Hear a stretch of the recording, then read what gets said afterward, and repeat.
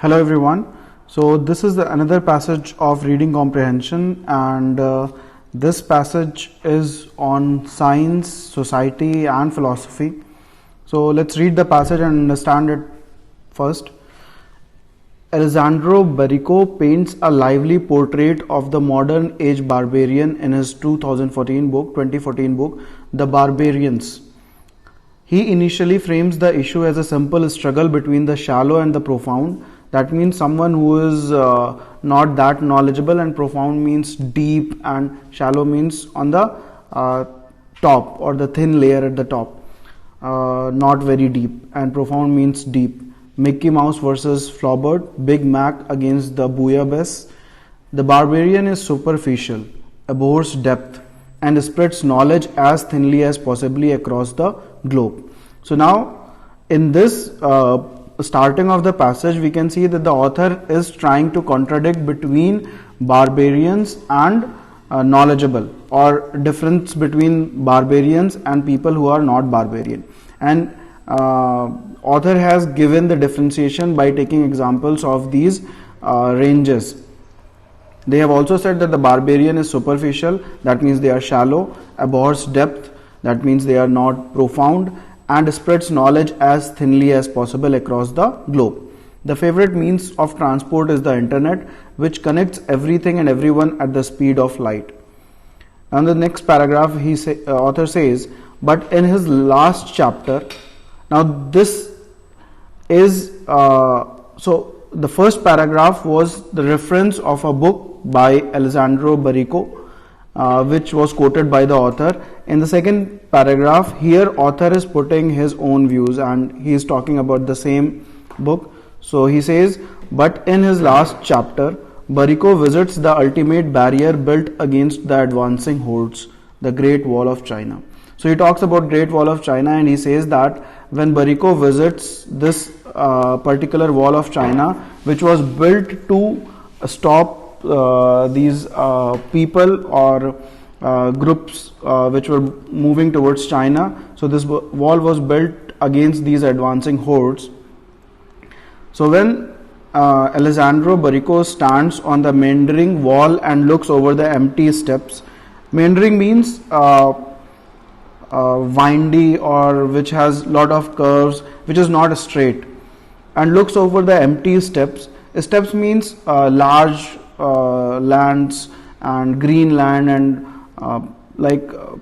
wherever you can see, you can find empty spaces and all kind of that. So when he sees on this winding wall, or not a curvy wall, he sees empty steps on both the sides. So he finds these large areas of empty lands on both the sides. He is suddenly in doubt on which side are the barbarian hordes. So now Alessandro Baricco is in doubt of which side are the hordes, which side are the barbarians, how he can differentiate between people who are barbarians and who are civilized. This existential question is especially appropriate for modern science. Now you can see the structure of the passage. Now he has introduced another thing. So in the first two paragraphs, starting point was built, a hypothesis was built, and from there now he has linked modern science. So this existential question is especially appropriate for modern science, whose border with society is longer, more winding and more porous than it has ever been. So now he brings science into a picture, and he now relates this theory of barbarians with science, and he says that this question is also important for the science, whose borders with society is longer, is more winding, more meandering and more porous. So there is in and out, entry and exit, easily entry and exit is possible. It's rather like a coastline seen on a map, seemingly easy to draw and measure. So if you see a coastline on a map, you can easily draw the coastline of India, you can draw coastline of any other country. But if you were to view it from an airplane window and zoom in, though, an incredibly rich set of twists and turns would become discernible. Magnifying the perspective further would reveal even more complexity. This pattern repeats itself at smaller and smaller scales, persisting down to the levels of individual pebbles and grains of sand. So he says, now the author is trying to bring in a point which says that if you magnify anything, if you go deeper into anything, the complexities increase. And if you see coastline of a country or a land on a map, you can see it very simply and you can draw it and measure it and everything. But if you actually zoom in from an airplane window, if you watch it and magnify it more and you go deeper and deeper and deeper, you'll find more complexities. You'll find lot of turns that are not possible or that are not seen in the maps. So they become more discernible. As you descend further still to the scales of molecules and atoms, the whole concept of a border becomes fuzzy and ambiguous. That means that if you go more deeper, if you go more profound, if you try to get move away from the shallowness, you will find that there is no border, or it is too difficult to actually demarcate it, that this is the border and this is one side of the border, this is the other side of the border, and it becomes ambiguous. That means it becomes more confusing. Where does the land end and the sea begin? So this is the question which you will find if you will go to the very end. So if you go to the seaside and you stand somewhere, you cannot say that this is where the sea ends and this is where the land begins. On which side are the scientific experts and on which side the barbarian hordes? So the starting thing, that the differentiation between barbarians and civilized, or barbarians and scientific experts, is again questioned here. This existential question is questioned here again, that if we go deep into the picture, if we go deep into the subject, we won't be even able to define or demarcate the line which says that this side is scientific experts and this side is barbarian hordes. The mathematician Benoit Mandelbrot famously introduced the idea of a fractal with exactly this example. So fractal means it's a geometrical figure. So before fractal figures came into picture, we had Euclid geometry, which tells size, shape and everything of a figure. But fractal geometry involved art as well into mathematics. So you can go and read a little bit more about fractal and fractal geometry. That will give you a clear idea and understanding of what fractal is. So Benoit Mandelbrot introduced the idea of a fractal with exactly this example in a 1967 paper titled "How Long is the Coast of Britain?" So this was actually introduced. The idea of fractal was introduced by this question and this paper. The answer is that, taken to its logical extreme, the natural border of the coast of Britain is so deceptively twisted with self-similar complexity at all levels of magnification that it becomes infinitely long, the very definition of a fractal in mathematics. So you can also take an example of fractal by taking an example of a leaf. So if you see leaf and you start magnifying it and start getting into details of leaf, you'll find that each portion is made up of similar complexities and similar leaf-like features. So you cannot say that there is one leaf. There are infinitely leaves in one single leaf. So that's what the author is also trying to say, and this was explained in this research paper as well, that the coast of Britain or any other coast for that matter is so deceptively twisted that with similar complexities that it is not possible to measure it, and it is infinitely long. When looking at this form, the sense of a scale becomes tricky. Is a particular image an island or a grain of a sand? Is a particular image an island or a grain of a sand? So a scale of image is very important. You can imagine. So just take a picture of an island and minimize it, and if you minimize it so small that it looks like a sand to someone. So if you give that picture and if you start zooming in and you start magnifying it, it will come out as a island. So these are the pictures and images which are quite oftenly floated on WhatsApp groups as well, that you can see a small picture which looks like something else, but if you magnify it, it looks like something else. So when magnification is considered, when scale is considered, it becomes difficult to identify whether the image is of an island or a grain of sand. I propose that the natural border between science and society should also be considered fractal-like.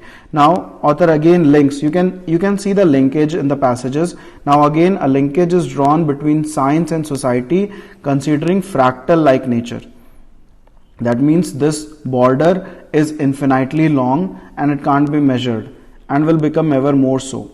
In what I like to call the knowledge paradox, the remarkable growth of science. So paradox means something which is contradictory in nature. So it might seem wrong, but if you actually go and verify it, it is true. So that is paradox.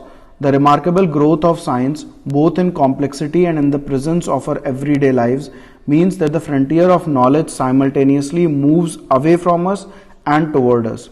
So author says that because of the growth of science, we are seeing both the things simultaneously. Science is moving away from us and it is moving towards us as well. So that is the paradox. We are still not able to understand whether it is moving away or it is moving towards.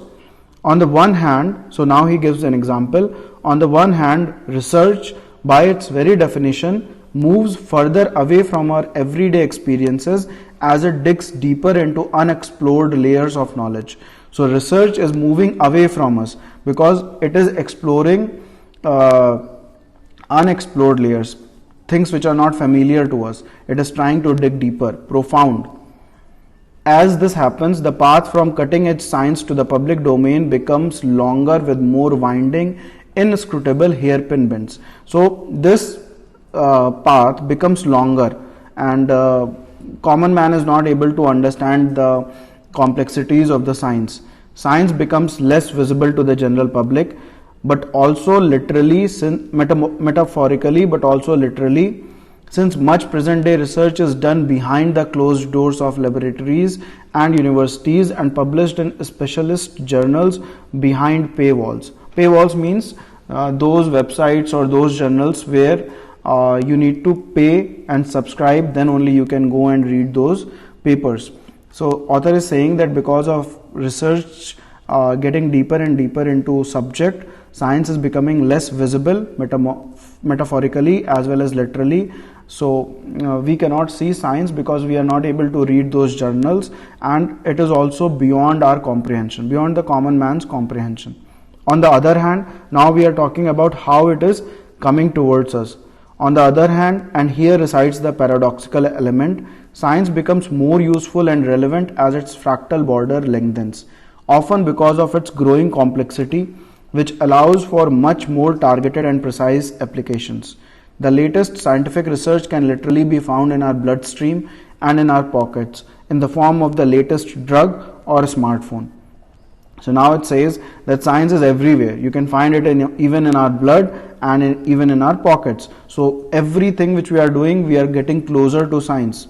If 50 years ago the genetic information stored in our DNA was mainly a grand concept guiding basic biological research, nowadays it is used every day in diagnosis and treatments. Similarly, in the pioneering days of computing, some thought that a few of these massive machines would be enough for the world's demands. Now, almost every appliance has some computing and communication power. So they say that earlier, when we thought that DNA was only for guiding us, is now used every day. So science has become closer to us.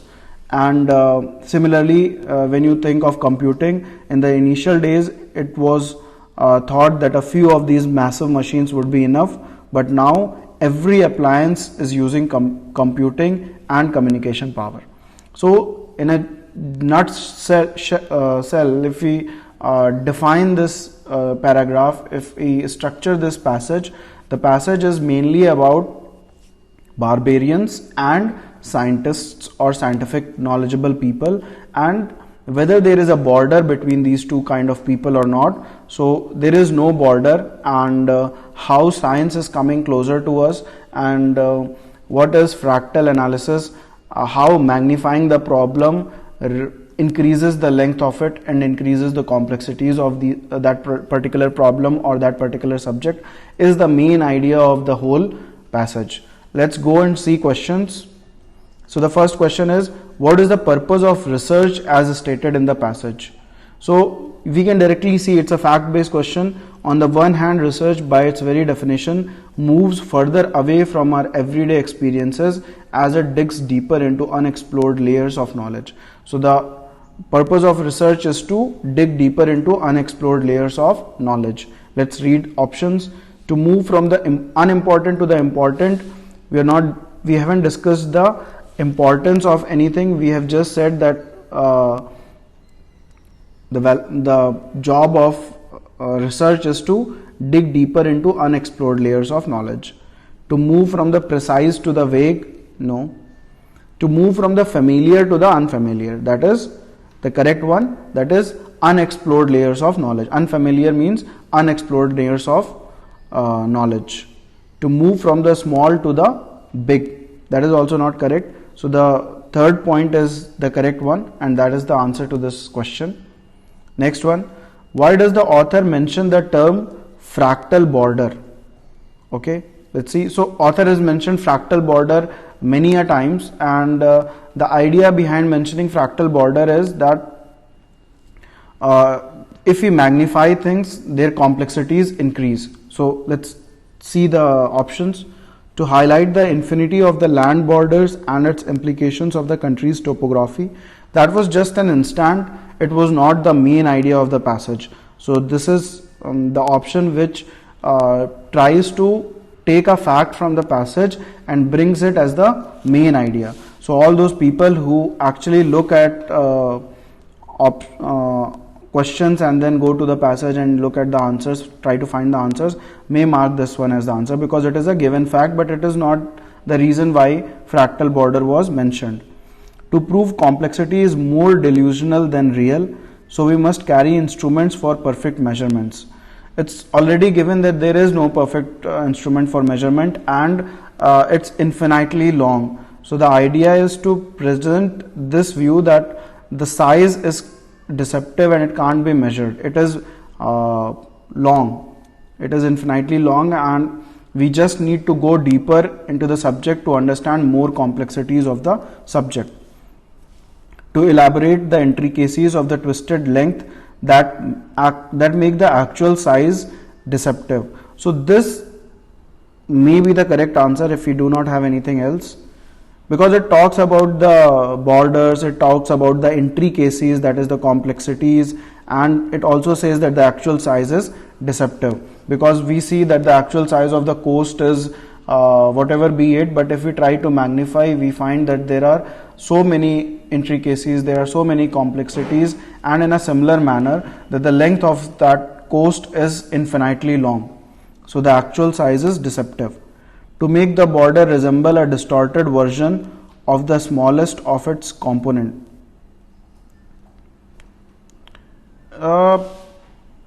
No, I mean border doesn't resemble a distorted version of the smallest of its component, because this is metaphorically taken, this fractal border concept, and borders are made up of those components, and every component shares the same features. So fractal in itself means that everything is sharing the same feature. So it can't be the distorted version. So I will go with option number C, and this is the correct one, and D is also wrong. Let's go to the third one. What does the author attempt to deal with? What is author trying to deal with? Let's see. The lack of clarity on whether advancements in fractal border lengths actually changes the fractal structure. So this point is totally talking about fractal. That was just an instant or a particular thing which was mentioned to elaborate a main idea, or to elaborate the major point that of difference between barbarians and scientific, and is there any border or not. So the idea is not to actually talk about fractal border lengths and fractal structure. The lack of clarity on whether advancements in science and technology are making us smarter or duller. So this again, I'll not say that this was the main thing that the author was dealing with. People might think that this is because of this particular point, that science is moving away from us and moving toward us, but that doesn't mean that it is making us smarter or duller. If we know something and science has developed a little bit more and we are not aware of that knowledge, that doesn't make us duller. So it's possible that that advancement is not necessarily needed for us. So people might be tempted to mark option number B because of this particular paragraph, but actually these both the things are not what author was trying to discuss here in this passage. Author was trying to find out the border between barbarians and scientific people. So he says that there is no border. This was the main idea of the discussion, that the border has become more porous. So you cannot define that, demarcate or delineate that this is group of barbarians or hordes and this is group of scientific people. So the correct answer as far as I am concerned is option number D, that is none of the above. Fourth, according to the passage, what makes it tricky to distinguish between distinct shapes and their identities? Okay, the inability to differentiate between similar looking identities, the similarity in color shared by the identities in question, the haziness caused by poor observatory apparatus, the illusion caused by similarity in structure despite drastic dissimilarity in size. So we can see that option number C is definitely not the correct one. So we can mark it wrong as straight away. The haziness caused by poor observatory apparatus is something which is nowhere discussed in the passage and it can't be the correct answer. Now, if you see the word fractal, as I told you earlier as well, so fractal means that even if we go into the details of a particular object, its size may vary, but similarities you'll still be able to find the same similarity or features. As I gave you an example of leaf, or you can take an example of borders or coastal borders. So you can even if you go into a small portion or you get into details of that, you will still find all features of coastal like features in that small portion as well. So option number 4, which talks about the illusion caused by similarity in structure despite drastic dissimilarity in size, is making it tricky to distinguish. So if you see from in the whole passage, you'll find that because of this fractal like structure, because of this fractal like feature, it is difficult to differentiate or create a border between science and society, between barbarians and scientists, between sea and land. So because of this fractal like thing, this is becoming tricky to distinguish between distinct shapes and their identities. So the correct answer would be option number D. The option number B is similarity in color shared by the identities in question. Again, you can see that nowhere in the passage we discussed about colors, so it's not right. The inability to differentiate between similar looking identities. It's not about similar looking identities, it's about similarity in different shapes.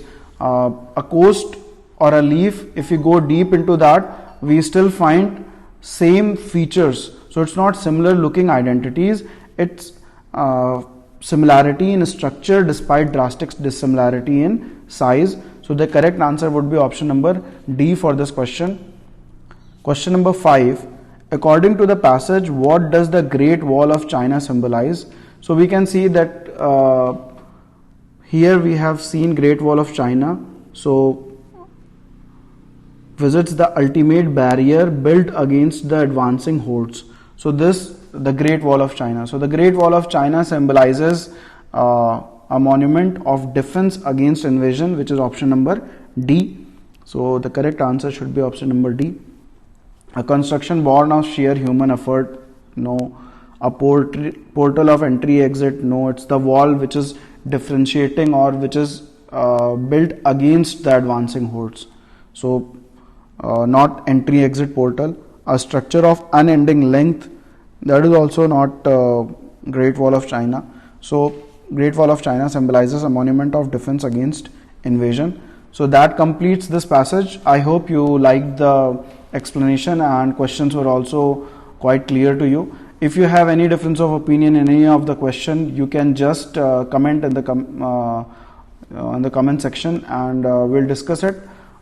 If we get more of your comments, we might start a thread of reading comprehension on our Facebook group, where we can discuss each question and we can think of your views and points. So that's it, guys. Please like, share and subscribe to our YouTube channel, and share it with as many friends as you have. And we want you to share, and the target for this month is to at least reach more than 1,000 subscribers. So this can be done only if you guys subscribe us and if you share it with all your friends. So help us in increasing the reach. That's it, guys. Happy learning. Enjoy your day.